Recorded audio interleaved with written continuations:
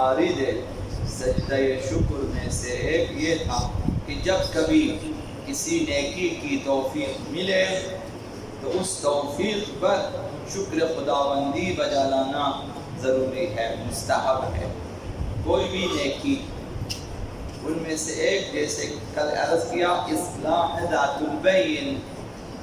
دو مؤمنوں کے درمیان، دو رشتہ داروں کے درمیان صلح و صفائی کی توفیق ملے، خدا نے آپ کو توفیق دی کہ آپ نے مصالحت کی،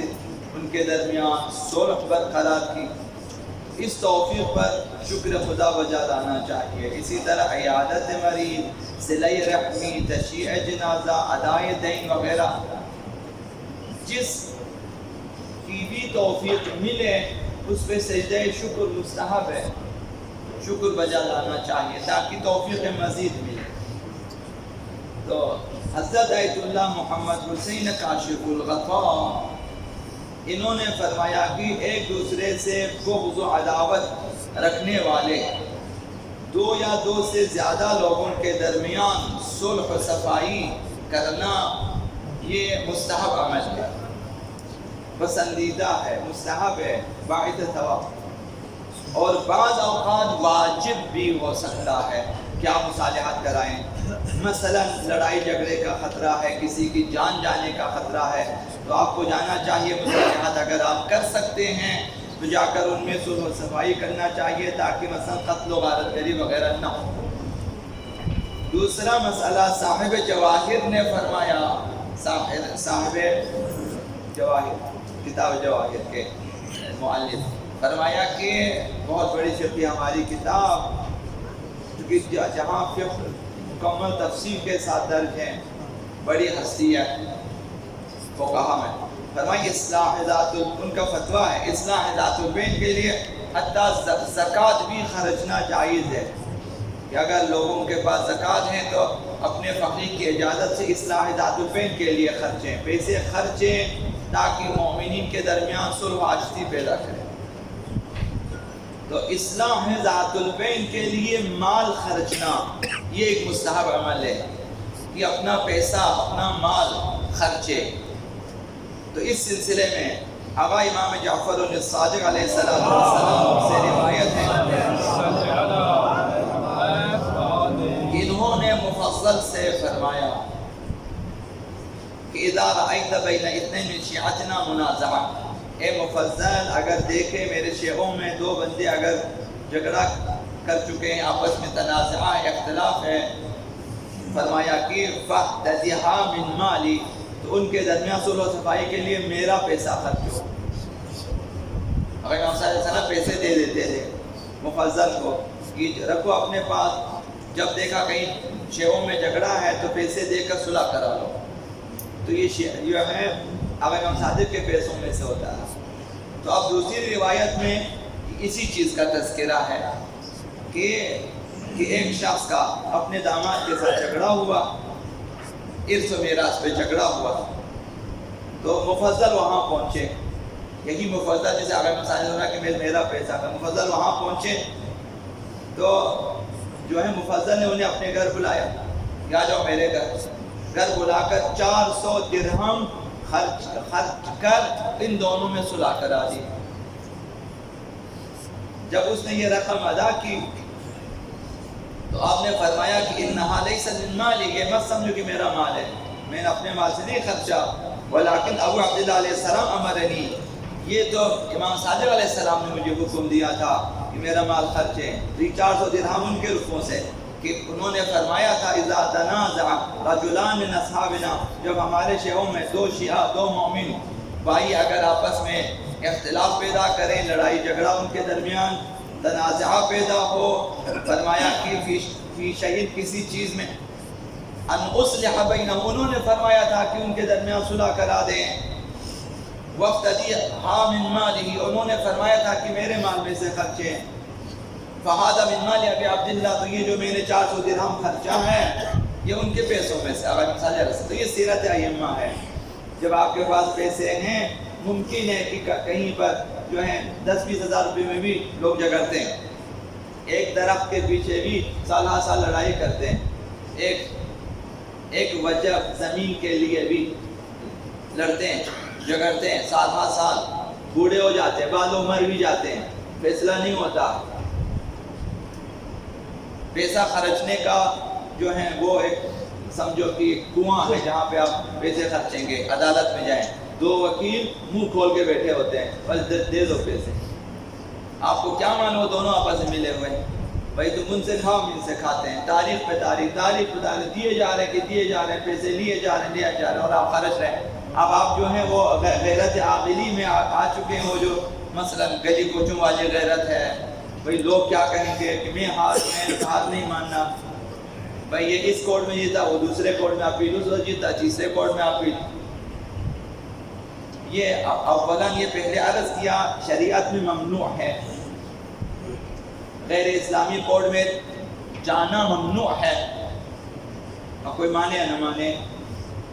اگر حتیٰ اپنے حق کے لیے بھی جانا ممنوع ہے، مگر ابھی کسی نے درخواست دیا آپ مجبور ہو گئے کہ آپ جاتے ہیں تو آپ کی مجبوری ہے تو آپ جائیں، کوشش کریں جلد سے جلد تصفیہ ہو جائے۔ تو ان مواقع پر چند روپے چند پیسے آپ اپنے جیب سے خرچ کر ان میں صلح کرا دیں، یہ مستحب ہے۔ آقا رسول خدا صلی اللہ علیہ وآلہ وسلم نے فرمایا من مشى فی صلح بین اثنین صلی اللہ علیہ، فرمایا کہ ایک شخص اگر دو بندوں میں صلح کے لیے چلتا ہے، قدم بڑھاتا ہے، خداوند اس پر درود بھیجتا ہے۔ یہ جب آپ پیغمبر اسلام پہ درود بھیجتے ہیں تو آپ سمجھتے ہیں کہ بہت بڑی بات ہے، ایک عبادت ہے بڑی، خداوند متعالی پیغمبر اسلام پہ درود بھیجتا ہے، فرشتے بھی، یہی فرشتے اور خدا یہ فرما رہے ہیں کہ صلی اللہ علیہ وسلم، خدا اور فرشتے اس شخص پر بھی درود بھیجتا ہے۔ آپ کو کس مقام پہ لا کر کھڑا کر دیا خدا متعالی نے؟ پیغمبر اسلام کے پاس، جہاں پیغمبر اسلام پہ خدا اور فرشتے درود بھیجتے ہیں، وہاں آپ پر بھی خداوند اور فرشتے درود بھیجتے ہیں، اس لیے کہ آپ دو بندوں میں صلح کے لیے گئے ہیں۔ ایک دن آپ نے چھٹی کی ہے کہ بھائی جا کے وہ میں نے صلح کرانی ہے، کوئی اچھی باتیں کی آپس میں بیچ میں، بعض اوقات تو آپ ایک دعوت پہ ان کے درمیان صلح مصالحت ہو سکتی ہے کہ گھر میں آپ دعوت کریں، مثلا کھانا کھلانے پہ بھی ہو سکتا ہے۔ تو فرمایا کہ اگر کوئی شخص دو بندوں میں، دو مؤمنین میں صلح کے لیے جاتا ہے، خدا اور فرشتے درود بھیجتے ہیں حتی یرجع، تا ان کی وہ صلح صفائی کر کے واپس آ جائے، فرشتے درود بھیجتے ہیں، وَأُعْطِيَ أَجْرَ لَيْلَةَ الْقَدْرِ، اسے ایک شب قدر کا اجر دے دیتا ہے۔ ایک شب قدر کا احیاء آپ نے کیا ہو، دو بندوں میں صلح کرا کے اب آ جائیں، آرام سے آپ سو جائیں کہ آپ نے شب قدر کا احیاء کیا ہے، یہ عبادت آپ کے کھاتے میں جمع ہوگا، بشرطے گلی کوچوں میں مشغول نہ کریں آپ کہ میں نے یہ کیا تو میں نے وہ کیا، تو یہ چیزیں مثلا نہ کریں، شہرت پسندی کو اپنے ذہن سے نکالیں، کریں، شکر خدا بجا لائیں اور اسے چھپائیں کہ آپ نے کیا کیا ہے، کیا خرچہ ہے، کیا نہیں، عبادت کرنا۔ آقا رسول خدا صلی اللہ علیہ وآلہ وسلم نے فرمایا رشتہ داروں میں اگر صلح کے لیے کوئی جاتا ہے، دو قریبی رشتہ داروں میں یا صلہ رحم میں، خونی رشتوں میں، دو بھائیوں میں، بہن بھائیوں میں، باپ بیٹے میں مثلا صلح کے لیے جائیں تو اس کا اجر فرمایا کہ اعطاہ اللہ اجر 100 شہید، خداوند 100 شہیدوں کا اجر دے دیتا ہے۔ اب ممکن ہے کہ ہم باور نہ کریں، 100 شہیدوں کا اجر، 100 شہید، وَإِن سَأَلَ بِهِ وَوَصَلَهُ بِمَالِهِ وَنَفْسِهِ جَمِيعًا، اگر اس کی احوال پرسی کرے، رشتہ داروں کی احوال پرسی کے لیے جائے اور صلہ رحمی کرے، یعنی جا کر سلام دعا خیر خیریات کچھ کھانا پینا دعوت، یہ صلہ رحمی اس طرح سے کرے، اپنے جان و مال سے صلہ رحمی کرے، خود بھی جائے، پیسہ بھی خرچے، صلہ رحمی کرے، کان لہو بکل خطوۃ 40,000 حسنہ، خداوند متعال ہر قدم پر کہ جو صلہ رحمی کے لیے بڑھاتے، صلح و صفائی کے لیے رشتہ داروں میں، خداوند 40,000 ضرب ہزار، اب آپ خود حساب کریں اتنا حسنہ اس خداوند دے دیتا ہے، 40,000 نیکیاں اس کو پھر 1000 پہ ضرب دیں آپ، 40,000 حسنہ، وَرُفِعَ لَهُ 40,000 درجہ، 40,000 ضرب 1000 درجات اس کے خداوند متعال بلند فرماتا ہے۔ وَكَأَنَّمَا عَبَدَ اللَّهَ عَزَّ وَجَلَّ مِئَةَ سَنَةٍ، ایسا ہے صلہ رحمی کرنے والا کہ آپ اپنے مثلا بہنوں کے لیے، بھائیوں کے لیے، چاچاؤں، خالاؤں کو مثلا یہ جو پھوپھیاں ہیں، جو بین خونی رشتے ہیں، ان میں آپ مثلا صلہ رحمی کے لیے جاتے ہیں،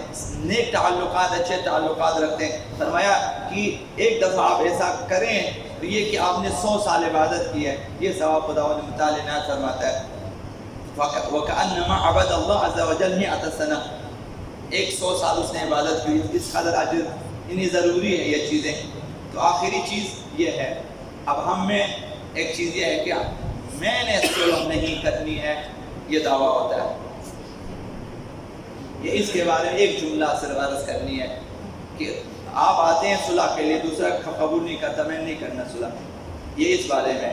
آقا امام جعفر الصادق علیہ السلام